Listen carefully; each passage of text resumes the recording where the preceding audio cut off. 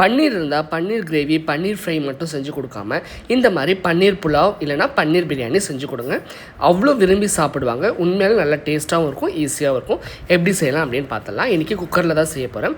குக்கரில் கொஞ்சமாக எண்ணெய், நெய் அது ரெண்டும் காஞ்சதுக்கப்புறம் கொஞ்சமாக சோம்பு, பட்டை, கிராம்பு, ஏலக்காய் போட்டுட்டு ஒரு பெரிய வெங்காயத்தை நீளமாக கட் பண்ணி வச்சுருந்தேன். அதையும் போட்டு நல்லா வதக்குறேன்.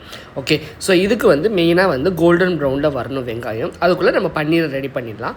இன்றைக்கி நான் பன்னீரை க்யூபாக கட் பண்ணி உப்பு, மஞ்சத்தூள், வெறுமிளகாத்தூள் போட்டு ஒரு 15 நிமிஷம் மேரினேட் பண்ணிட்டேன். ஓகே, அதுக்கப்புறம் வெங்காயம் நல்லா கோல்டன் ப்ரௌன் வந்துருச்சு. அதுக்கப்புறம் காரத்துக்கு ஏற்ற மாதிரி 3 பச்சை மிளகாய் போட்டுட்டு 2 தக்காளி, கொஞ்சமாக புதினா, கொஞ்சமாக கொத்தமல்லி, இது ரெண்டுத்தையும் போட்டு நல்லா வதக்குறேன். ஓகேங்களா, இது கூட முந்திரி பருப்பு இருந்தால் முந்திரி பருப்பு போடலாம், அடிஷ்னல் தான். நான் இன்றைக்கி பச்சை பட்டாணி என்கிட்ட கொஞ்சம் இருந்தது, ஸோ அதையும் போட்டு பண்ணுவோம் அப்படின்னு நினச்சேன்.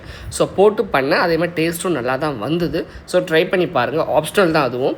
அதுக்கப்புறம் இஞ்சி பூண்டு பேஸ்ட்டை போட்டுக்கலாம். இஞ்சி பூண்டு பேஸ்ட்டு போட்டு நல்லா பச்சை வாடை போகிற அளவுக்கு நல்லா வதங்கினதுக்கப்புறம் 1 ஸ்பூன் இல்லைனா 2 ஸ்பூன் தயிர் ஆட் பண்ணிக்கலாம். ஸோ தயிர் கீழே அடி பிடிக்காமல் பார்த்துக்கும். அதை நம்ம எல்லாமே சாஃப்டாகவும் இருக்கும். இதில் என்ன மசாலா போடுறேன் அப்படின்னா கொஞ்சமாக மஞ்சத்தூள், வெறுமிளகாத்தூள், கொஞ்சமாக கரம் மசாலா, அதுக்கப்புறம் நான் வீட்டிலே ரெடி பண்ண பிரியாணி மசாலா கொஞ்சம் போட்டுட்டு, அதுக்கப்புறம் நான் 1 டம்ளருக்கு அந்த காமிச்சிருக்கேன் பார்த்திங்கன்னா, அதில் 2 டம்ளர் அரிசி எடுத்துருந்தேன். ஸோ 4 விளக்கு தண்ணி எடுத்து ஊற்றி நல்லா கொதிச்சதுக்கப்புறம் இந்த பன்னீரை நான் ஆல்ரெடி மசாலா போட்டு ஃப்ரை பண்ணி வச்சுருந்தேன். அதையும் நல்லா போட்டுட்டு உப்பு காரம் கரெக்டாக இருக்கான்னு பார்த்துடலாம்.